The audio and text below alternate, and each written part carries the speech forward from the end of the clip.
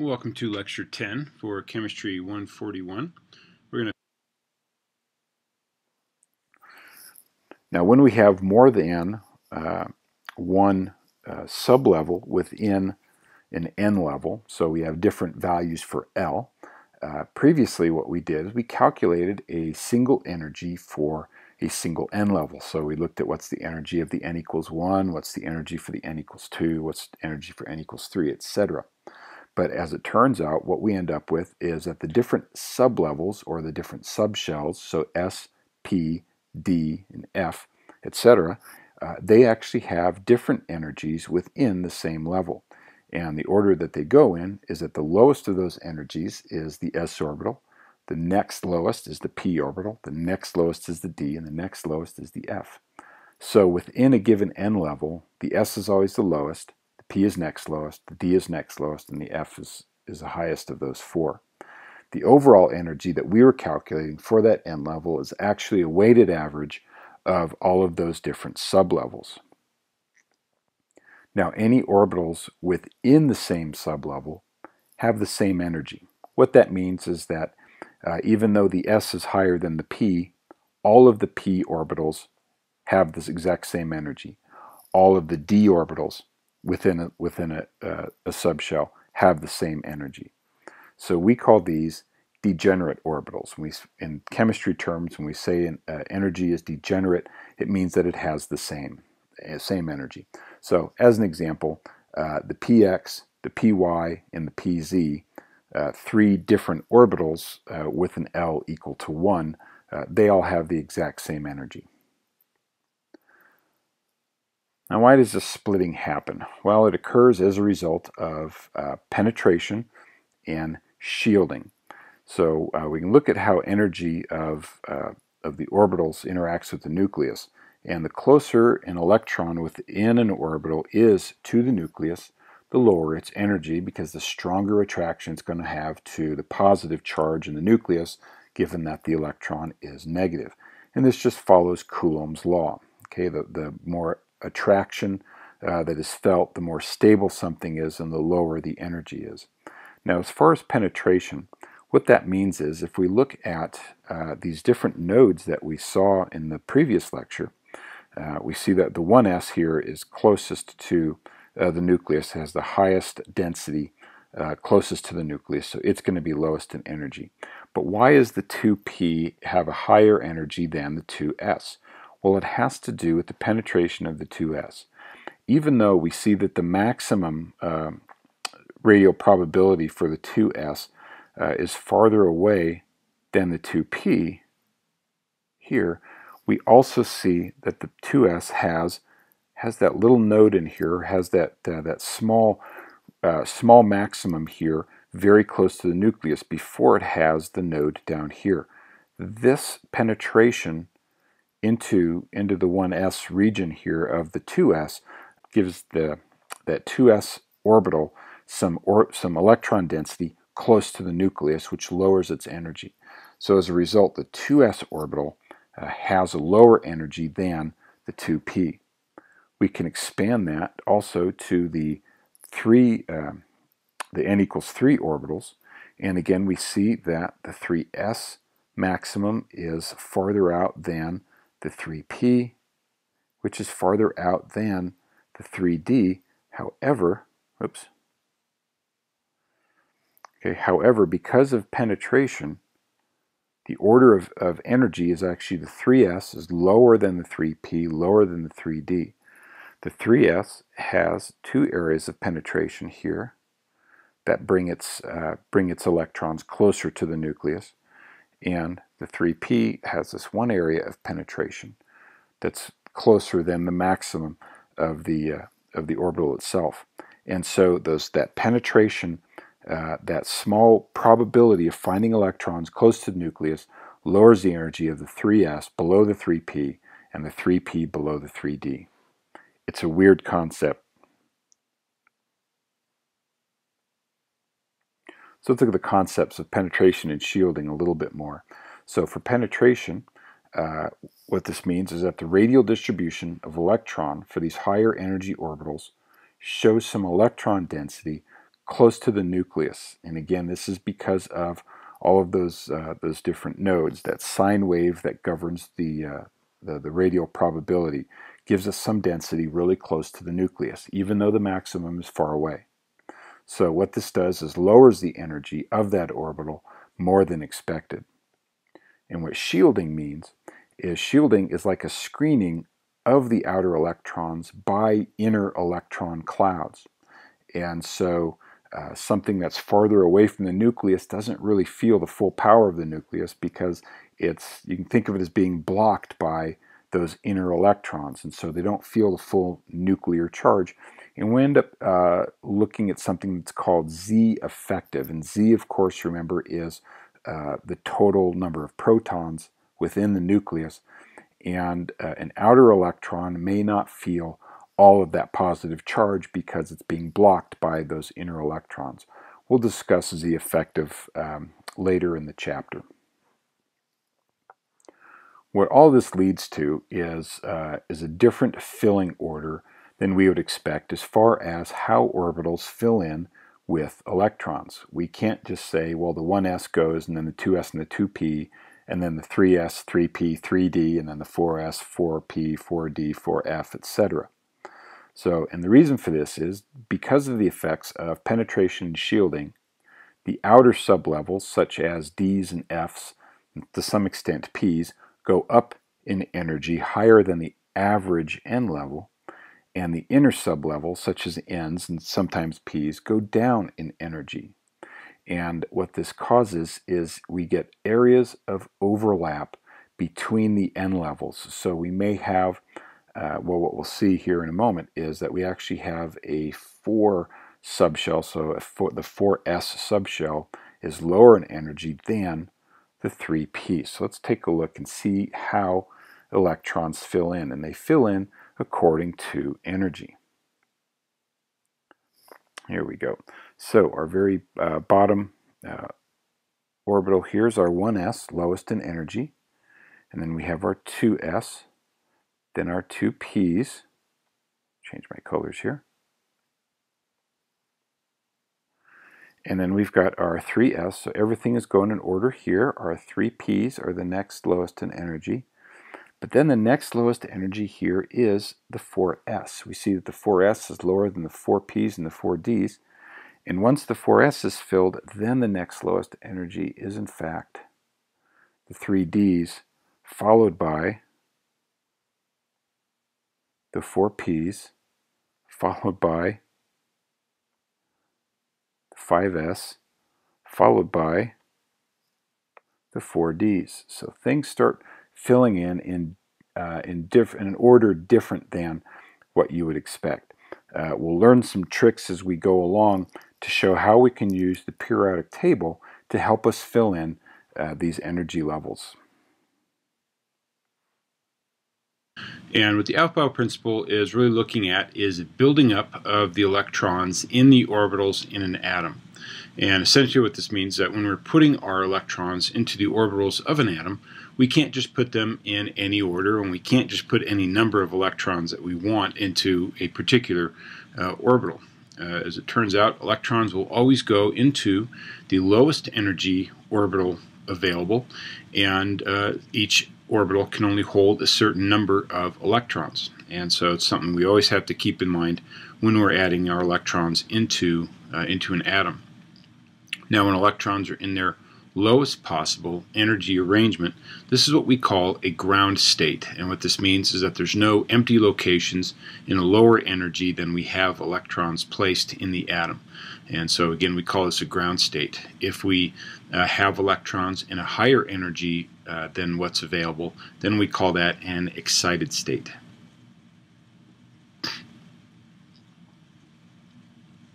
So Hund's rule deals with filling in degenerate orbitals. So anytime we have P subshell or a D subshell where we have multiple orbitals at the same energy, Hund's rule states that electrons will go in as singles with parallel spins before they begin to pair up.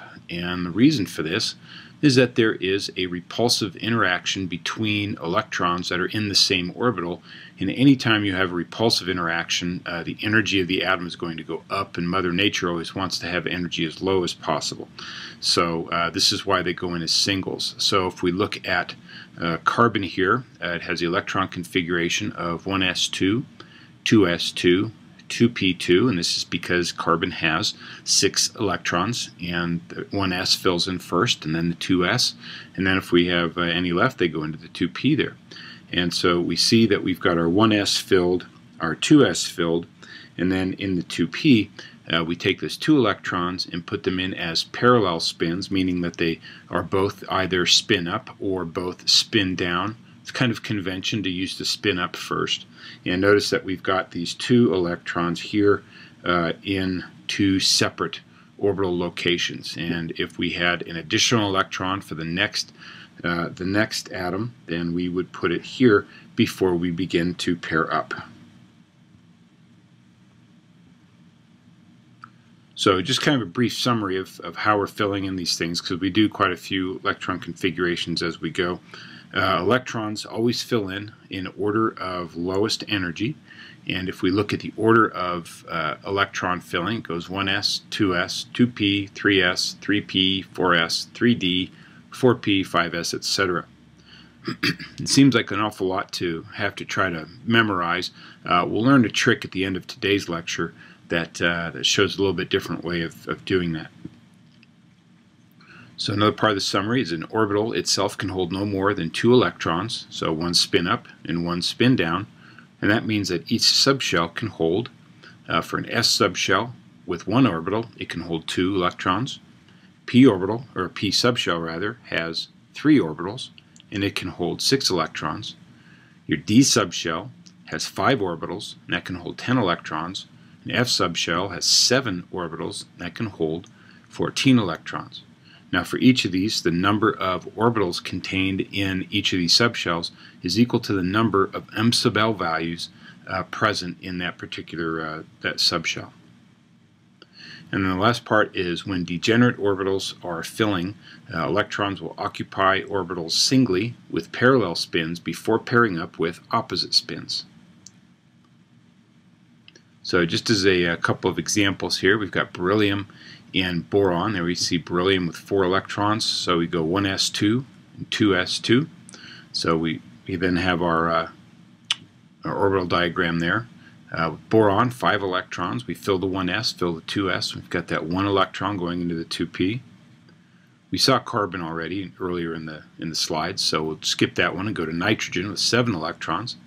And there we see those 7 electrons there, and we've got all 3 in the 2p there as singles and parallel spins, all spin up. And then we've got oxygen with 8 electrons. Well, now that we've added 1 more electron, we now need to pair up that very last electron that goes in, and it pairs up here with an opposite spin from the first one, and now we've only got 2 unpaired electrons.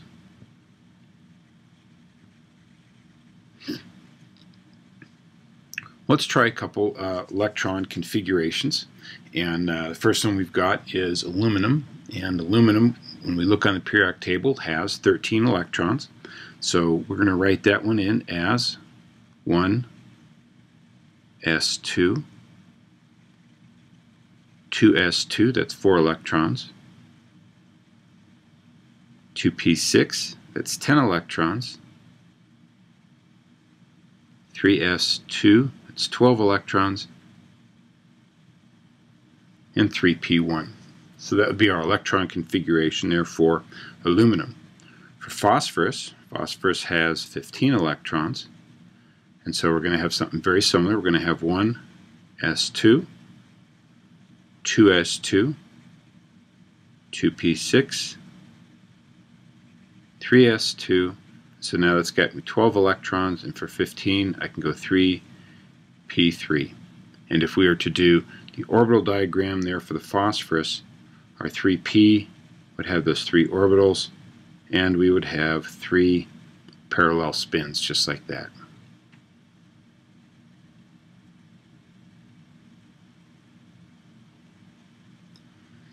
Now, another way of expressing an electron configuration is through something called noble gas notation. So let's take a look at one of our last examples, aluminum. And if we look at the electron configuration, we see it's 1s2, 2s2, 2p6, 3s2, 3p1. Not a particularly large example there, but if we were doing something really large, something like lead or bismuth down in the 80s, our electron configuration would be significantly bigger. And so for those types of elements, a different notation was created called the noble gas notation.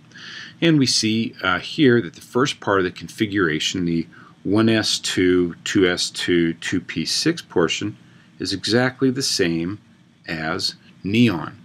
And so what we can do when we're doing our electron configuration is we have our 1s2, 2s2, 2p6 here in our aluminum configuration, and we just replace that with neon. So we put that neon in brackets and then fill in what's left, which is a 3s2, 3p1. And so what this does is it tells us the number of electrons that we consider to be valence electrons. Let's talk a little bit more about valence electrons. So valence electrons are what we have in our last valence shell, or our last n level as we're filling in. So as we move across a period, filling in electrons, they all go into that same n level until we move down to the next period. When we move to the next period, well, now we've got a whole new outer layer, and we've got the next highest n level in our electron configuration. So the number of electrons that we have in the highest n level we call valence electrons. And these are the most important electrons that we have on an atom, because these are what do the chemistry, they get involved in the bonding, and they're the ones that we worry about most often. So the valence electrons. Any other electrons that we have in the atom are called core electrons. So these are electrons in lower energy filled shells, and they're much closer to the nucleus. They're held very tightly by the nucleus, and they don't really get involved in any chemistry. So we really only concern ourselves with the valence electrons. So if we look at something like silicon here, we've got our core electrons here on the inner ones, so the n equals 1 and the n equals 2 shells, and then our valence electrons are in the outermost shell, so we've got 3s2, 3p2, and so we've actually got 4 valence electrons there in silicon.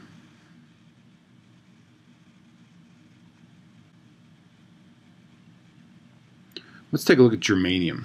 Let's write the electron configuration for germanium. So we've got 1s2, 2s2, 2p6, 3s2, 3p6, 4s2, 3d10, 4p2.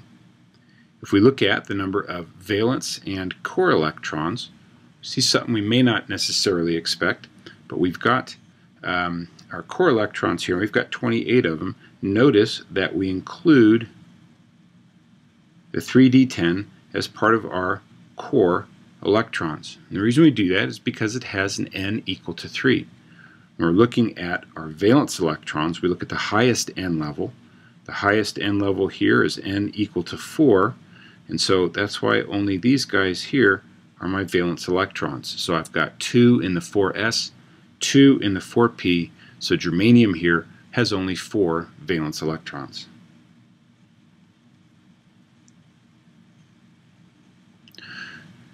Now we can also use the periodic table to help us write electron configurations, and it becomes a very important tool when we're doing so. The last electron to fill in can be found by finding where the element lies in the periodic table. And what we mean by where it lies is what block is it in, and then which element is it in that particular block. We've got different blocks that we'll see here in a moment, but we've got S blocks, and they go as NS when we're filling in our electron configuration, where N is the period. We have P blocks, D blocks, they fill in as n-1, and F blocks, which fill in as n-2. Let's see what all that means. So here we have a periodic table. And if we look at our S blocks, we see them here in blue. So when we're in an S block, we're filling in S electrons. And what we see entered here on a periodic table, this is the last entry that we would have in an electron configuration. And we see that they're all S's. If we look at the P block here, this is our P block right here, over here. Notice that we've got 6 different columns for a P block, and there's 6 electrons that can go into the P subshell. We've got 2 groups, 2 columns for the S block, and the S subshell can hold 2 electrons. Now we've got our D block here, and our D block is 1, 2, 3, 4, 5, 6, 7, 8, 9, 10 wide, and a D subshell can hold 10 electrons. So this is not by coincidence. And our F's, of course, then can hold 14. But if we look at how things fill in, as we're going across the periodic table, we fill in our S blocks as we go. So we would fill in, let's say we want to look at something like fluorine here, which is way over here. We would go across, we go 1s, 2, it finishes out the 2's, or the S's there. We jump down to the next period, and our S's go as the N period goes, so that as the N level goes. So in period 2, we're going to have 2s2, and then we go 2p, 1, 2, 3, 4, 5 to get to fluorine. And so we can use the periodic table not only to tell us the last entry in an electron configuration, but we can figure out everything as we that we have going on in an electron configuration by reading left to right, top to bottom, looking at the periods. We mentioned that things like the D block go as n-1, and notice that when we're in period 4, we're actually filling in the 3D. When we're in n equals 5, or the 5 period, we're filling in the 4D. The F block was n-2, and we see that the lanthanides actually start right there. And so as we start to fill in our F blocks, even though we're in period 6, we see that the F block is actually a 4F.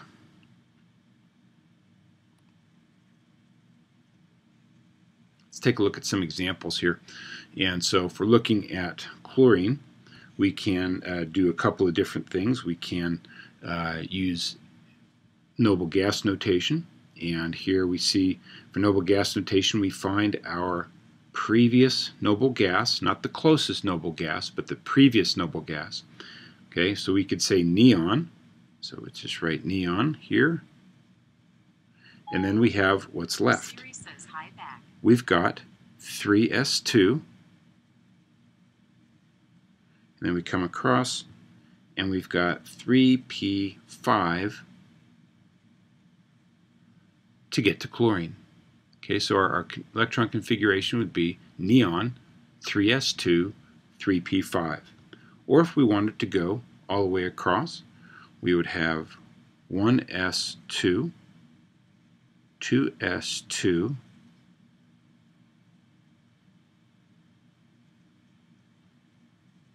2p6, 3s2, 3p5.